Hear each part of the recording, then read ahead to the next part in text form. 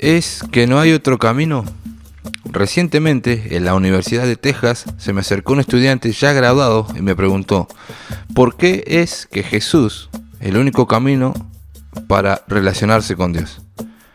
Yo había demostrado que Jesús afirmó categóricamente ser el único camino hacia Dios, que el testimonio de la Biblia y el de los apóstoles era confiable, y que había suficientes evidencias para garantizar la fe en Jesús como Señor y Salvador. No obstante, él persistía en la pregunta, ¿por qué Jesús? ¿No hay otro camino para establecer la relación con Dios? ¿Y qué hay acerca de Buda o de Mahoma? ¿No puede un individuo simplemente y llanamente llevar una buena vida? Si Dios es un Dios de amor, ¿no aceptaría a todas las personas tal y como son? Un hombre de negocios me dijo en cierta ocasión, incuestionablemente usted ha probado que Jesucristo es el Hijo de Dios. ¿No hay también otras maneras para relacionarse con Dios aparte de Jesús?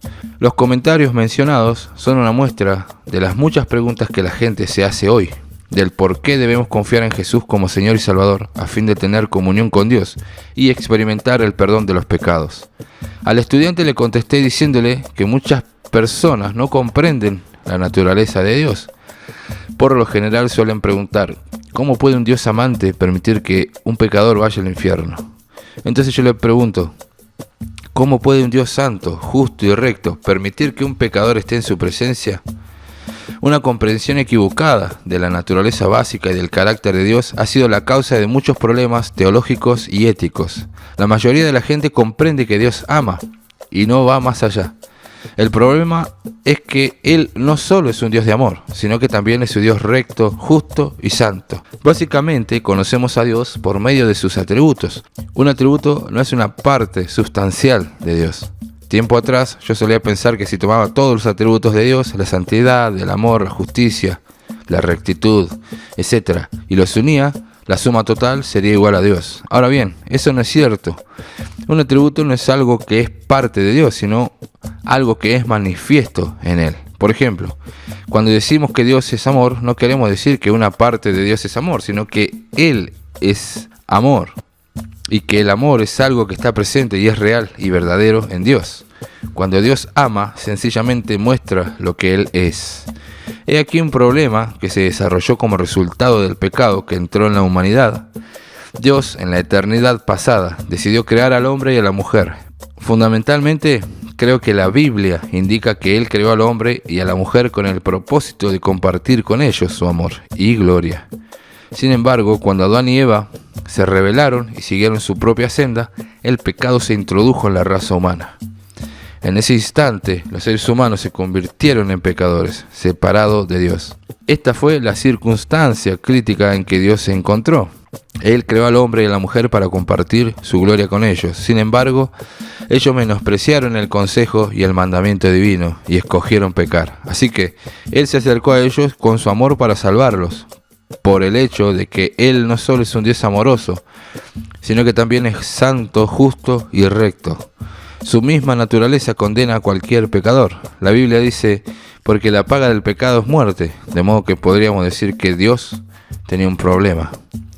Dentro de la Trinidad, Dios el Padre, Dios el Hijo y Dios el Espíritu Santo, se tomó una decisión. Jesús, Dios el Hijo, incorporaría a sí mismo la naturaleza humana. Llegaría a ser el Dios hombre. Esto se describe en Juan 1, donde dice que el Verbo fue hecho carne y habitó entre nosotros. Y en Filipenses 2, donde dice que Cristo Jesús se despojó de sí mismo y se hizo semejante a los hombres. Jesús fue el Dios hombre. Fue tan hombre como si nunca hubiera sido Dios y tan Dios como si nunca hubiera sido hombre. Por decisión propia, vivió una vida sin pecado, en completa obediencia al Padre. La declaración bíblica de la paga del pecado es muerte no se le imputa a Él, porque Él no solo fue un hombre finito, sino también un Dios infinito. Tenía la infinita capacidad de tomar sobre sí los pecados del mundo. Cuando Jesucristo fue crucificado hace 2000 años, el santo, justo y recto, Dios derramó su ira sobre su Hijo. Cuando Jesús dijo consumado es, el requerimiento de la justicia de Dios quedó totalmente satisfecho. Usted podría decir que en ese momento Dios quedó libre para tratar a la humanidad con amor, sin tener que destruir al pecador, ya que por medio de la muerte de Jesús en la cruz, la justa naturaleza de Dios quedó satisfecha. Con frecuencia hago a las personas la siguiente pregunta: ¿por qué murió Jesús? Usualmente contestan: ¿por mí o por el mundo? Entonces digo: sí, eso está correcto, pero ¿por quién más murió? Y suelen responder: bueno, no lo sé. Entonces añado: por Dios el Padre. Como puedes ver, Cristo no solo murió por nosotros, sino también por obediencia al Padre. Esto está descrito en Romanos 3, donde se nos habla sobre la propiciación. La palabra propiciación básicamente significa satisfacer una demanda.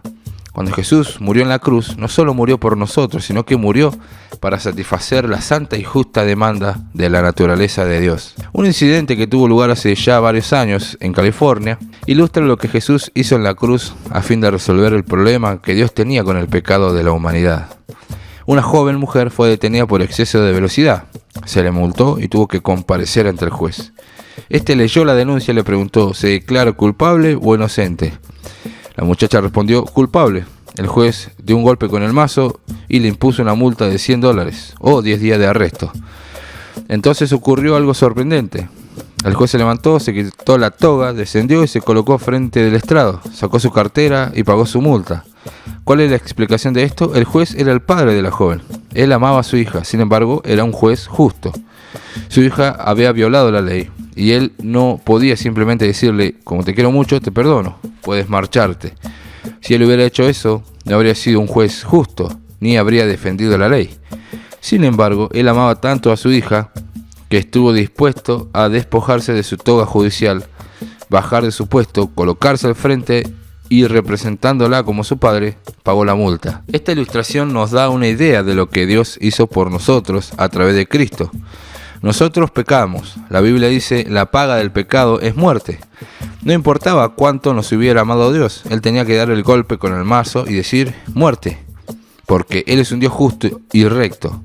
Sin embargo, como Él es amor, nos amó tanto que estuvo dispuesto a descender de su trono en forma del hombre Cristo Jesús y pagar el precio por nosotros, que fue la muerte de Cristo en la cruz. En este punto, muchas personas hacen la pregunta: ¿por qué Dios no pudo simplemente perdonar? Un ejecutivo de una gran corporación dijo: mis empleados a menudo rompen alguna cosa y yo simplemente los perdono. Entonces añadió: ¿trata usted de decirme que yo puedo hacer algo que Dios no puede hacer?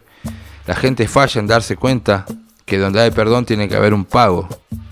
Por ejemplo, digamos que mi hija rompe una lámpara en mi casa. Yo soy un padre amante y perdonador. Por lo tanto, la coloco en mi regazo, la abrazo y le digo: no llores, mi amor. Papi te ama y te perdona.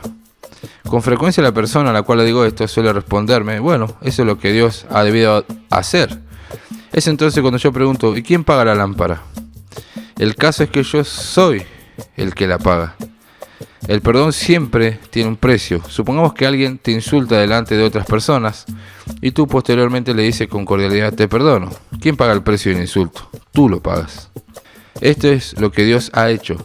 Dios dijo: te perdono, pero estuvo dispuesto a pagar Él mismo el precio por medio de la cruz.